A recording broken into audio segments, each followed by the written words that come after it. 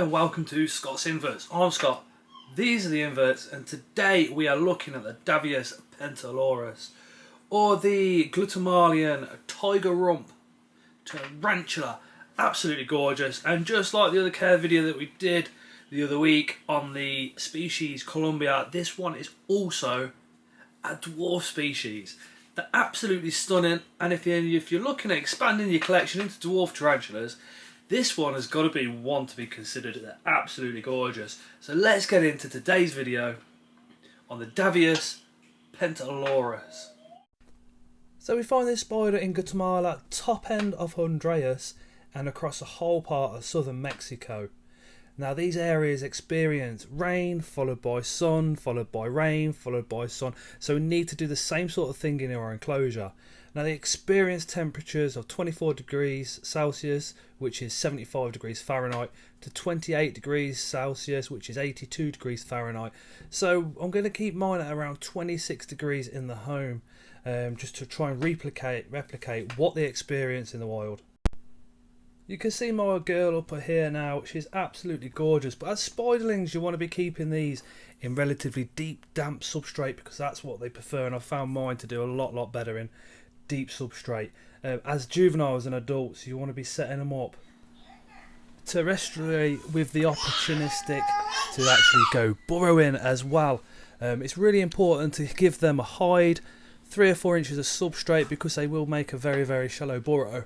And plenty of spaces to be webbing up. Now the females can reach a size of 4 inches, where the males you're looking at 3.5 inches, and the males can live up to 3 years, whereas the females can actually go up to 12 years. There has been some specimens that have reached over 4 inches, but it's very rare that they do this.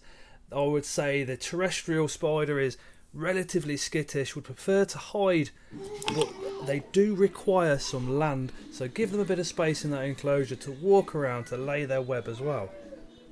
And the females can reach maturity, sexual maturity, at around 4 to 5 years of age, and the males anywhere between 18 months to that magic 3 years. And this spider is also a New World species with type 3 urticating hairs.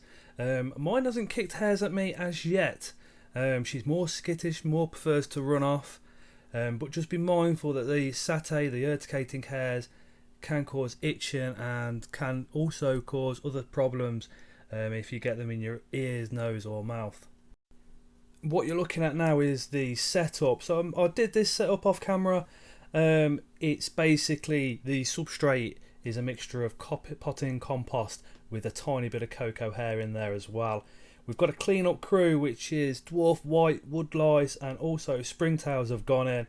Bit of moss, some hardwood up against the sides, a little plant and a water dish. The hardwood is going to give that spider plenty of room to web up, and where she is now is actually a nice little hide, so she can go in there, make a shallow burrow if she wants as well. All that moss around the water dish, that's just going to grow, because that's the area I'm going to try and keep a little bit damper. Because this is a mesh lid enclosure as well, it's going to dry out extremely quick, so I've put that extra moss in there and the plant to try and hold that humidity in there for a little bit longer. But we are going to let this enclosure dry out apart from around that water bowl, and then obviously drench it completely. And when I mean drench it, I mean literally spray it down and try and pour water into the soil itself, so that water on the top actually seeps right down deep, because if we just spray it on top, it's going to be dried within 48 hours, and this species really needs that to be coming out at a slow, consistent speed. So what do you think to the setup? Let me know down in the comments. We took that little trip over to Guatemala and also to the southern parts of Mexico. Absolutely stunning species, absolutely gorgeous spider, and like I said, if you're looking at getting into dwarf tarantulas, you can't go wrong. Then get yourself a Davus pentaloris. Absolutely beautiful. So guys, remember every Tuesday we go live between the hours of 8 PM GMT and 10 PM on a Tuesday. In fact, this Tuesday is going to be an open mic night, so this is where I put the link to the StreamYard down in the comments. You click that link, it's ever so easy to follow. So if you want to join me on screen, get a tripod, get your phone ready, and you can pop on, come join me, come say hello, maybe show off some of your animals. It's going to be absolutely awesome. Anyway, thank you so much for watching, and if you've made it this far and you're not subscribed, please hit that subscribe button, get your notifications turned on, and that'll be absolutely awesome. And we shall see you again on the next one.